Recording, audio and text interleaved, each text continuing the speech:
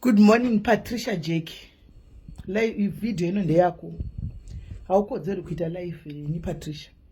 And handikodzeri kutosora nchita live yako because hauna basa. Patricia. Hauna ne basa rese Patricia. Ungotori munhu ari kutsvaga relevant nezita rangu. Patricia ndio munhu asina ne basa rese. Ende ukagara wakatozviziva kuti before usati wauya kuzotanga kubatana nechembere dzino idzi handitika uchiti hanzi he makazoita malive mukazotsira panzira mukazodai une page rako ndine page rangu ndoita zvandoda pa page rangu enda ndiudzigwi iwo ndoita zvandoda ku page rako enda udzigwi iwo wakabata nyaya dzani dzawakapedza timbotangira ipapo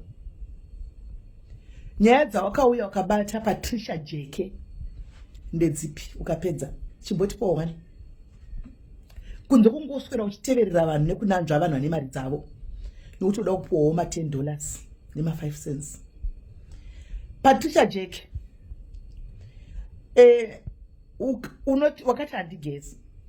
Patricia Jake filter akusi kugeza wangu, filter akusi kugeza. Ndakamira hapo ndiri mukadzi akazara zvokuti do ane dako rakaurungana zvokuti do ane hipu handina flat base. Handina kana mazamu mahombe, ndine mazamu ari normal. Wakanaka chose kumeso Patricia. But ndikamira newapo ndakafuratira Patricia varume vese they will come for me. Anyway, handisi kuda varume nekushata kwangu nditori mumba. Mumurume uye wandakatorera munhu.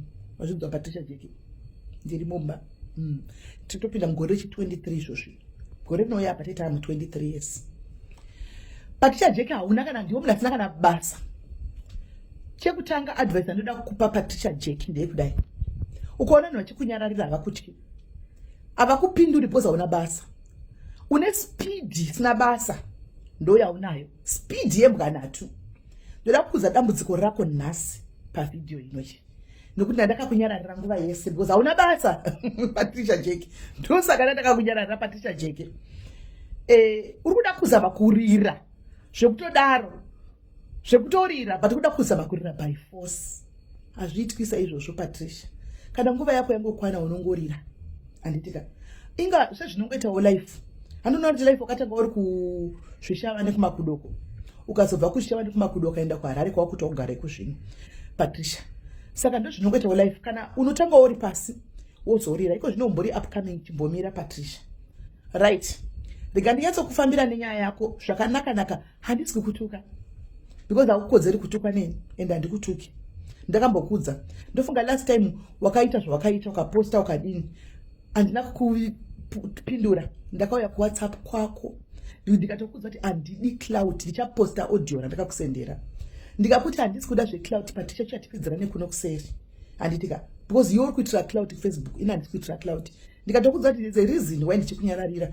Handikutyi Patricia ndandikwati because hauna basa. Ndakakuudza and I'm repeating it here again. Andidi kuti ukudze page rako nezita rangu. So ndosaka ndingakupinduri. Plus hauna relevant zvekudaro Patricia. Usati wave nerelevant zvekudaro. Vanokunyepera tuza kuti Patricia wakapenga. Vachiudza kuti wakapenga Patricia vanokunyepera wangu.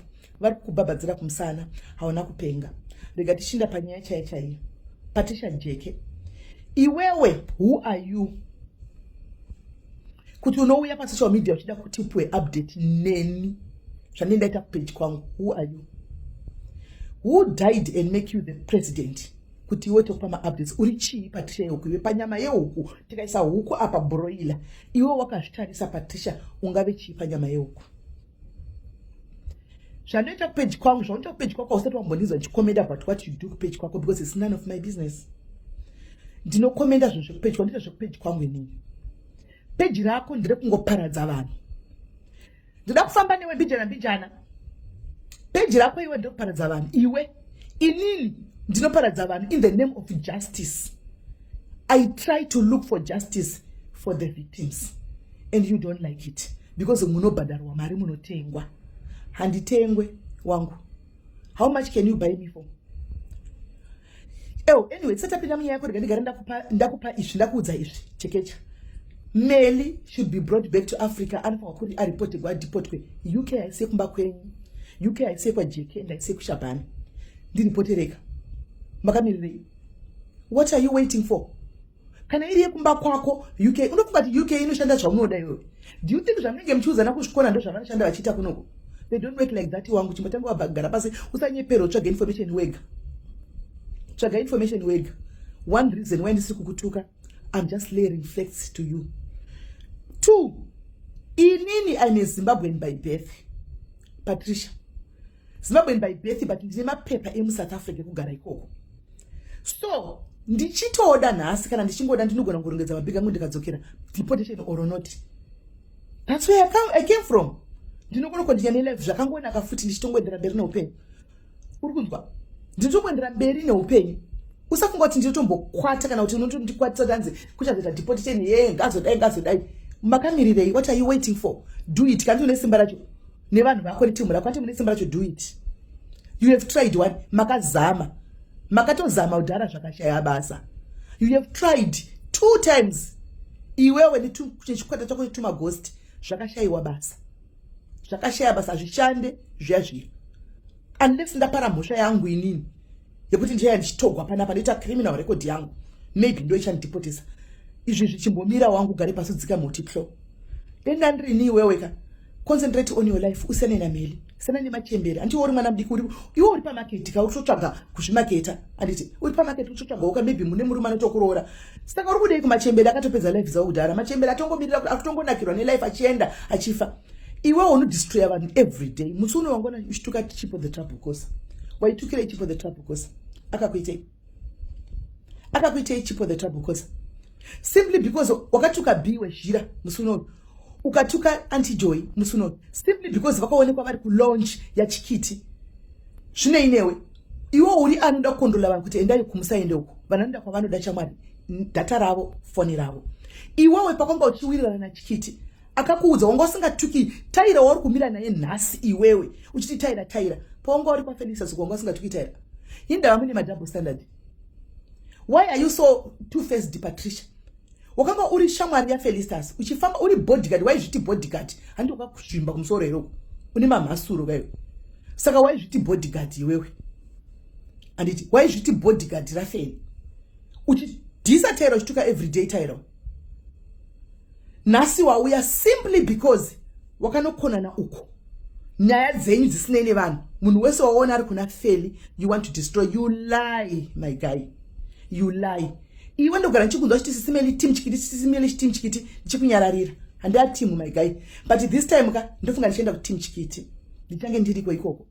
Because ndo zvauri kuda. Ndoda kuona kuti nondiita sei. I dare challenge. Ndoda kuona kuti nondiita sei. Uchaita sei. Uchanyora mapost kubva gore tako kusvika gore repera. Besides kutsvaga nekuuya uchitaura nyaya dzekuti ningazoda uchiataka mamasocialites mamwe. What content do you have, Patricia? Wakatira maskiti ukafeila. Skiti chairo wakafeila. Kutevedzera vanhu ku TikTok chako wakafeila. Wakafeila. Ungori munhu anorarama nekupuwa hand to mouth. Unongopiwa ukaenda kune ava vanozviti tine mari wopiwa. Wonoita friends ne ava vanozviti tine mari topiwa. Mukati mevanhu uita kunanzva vanhu tsoka kuti upuwe $10. And then you come and attack people. No, but my socialize as in my celebrities in Zimbabwe. Oda kudzinzi Patricia. Patricia, you are nothing. Sit down. Patricia JK, you are nothing. Sit down. Garapasi. Hatuudzi kuzvokuita iwewe. Nyaya yekufiji yaunda kuudzwa iwewe. Uda kuudzwa uri chii? Who are you? Wakabvisa kana sentri panere kufiji iwe. Who are you?